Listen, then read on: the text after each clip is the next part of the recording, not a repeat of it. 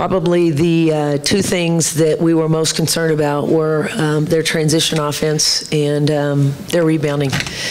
Those were the first two things on the board, and those were the two things that we knew if we didn't hold in check could very likely spell our doom, and that was certainly the case. Just in the locker room, talking to the players, I think they've got great habits of sprinting the lanes and making it very, very difficult. They have athleticism, certainly, but it's more the South Florida's discipline in sprinting and keeping pressure on the defense at all times. And there was very few things we could do to slow them down. It didn't matter if it was a made basket or a missed. I thought they were just relentless in running the floor.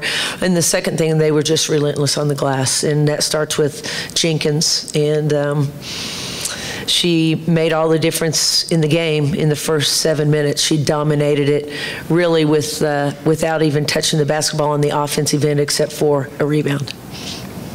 And that was the game. Put quite simply, that was the basketball game. We'll take questions.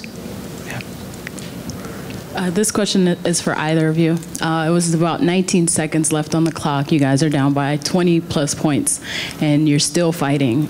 Could you tell me a little bit about your team culture and some of the values that your coach instills within your teammates? You got it. Well, I just think that, I'll just say from my perspective, first of all, I don't ever believe it's acceptable to quit. And we try to instill that in our players, and certainly as a coach, if I sit down and start taking it easy just because we've had a bad first half, I don't think that sends a very good message to our players. So we may not always play well, we may not always win, but we are going to try to find solutions until the clock says 0. And hopefully over time you build a habit to do that for every possession. Coach, it's never easy for a season to come to an end, but you have a really young team. Tell me about some of the positives throughout the season and what that means moving forward and things that you can build on from here. Well, I think the positive is we have a team that has enough ability to be successful going forward.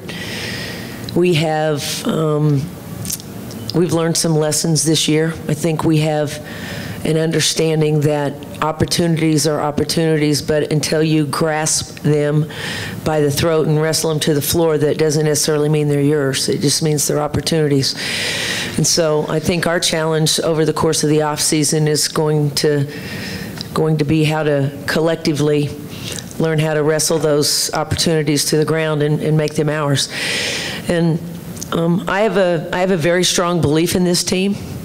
It doesn't go without its challenges, and it doesn't go without some hard lessons, but I do think that this team has an opportunity to be successful going forward, and we're going to lean really heavily on our senior class next year.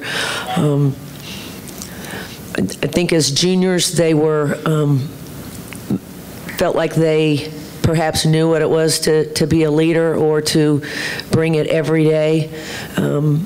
But there were some lessons that they yet needed to learn, and so we have to hope and continue to instill those work habits in our players and mentality in our players, particularly our seniors, because they will carry us next year. And next year there is we have no don't want to say excuse, but next year we're going to have 5 seniors. So next year we're going to expect those seniors to carry us to success.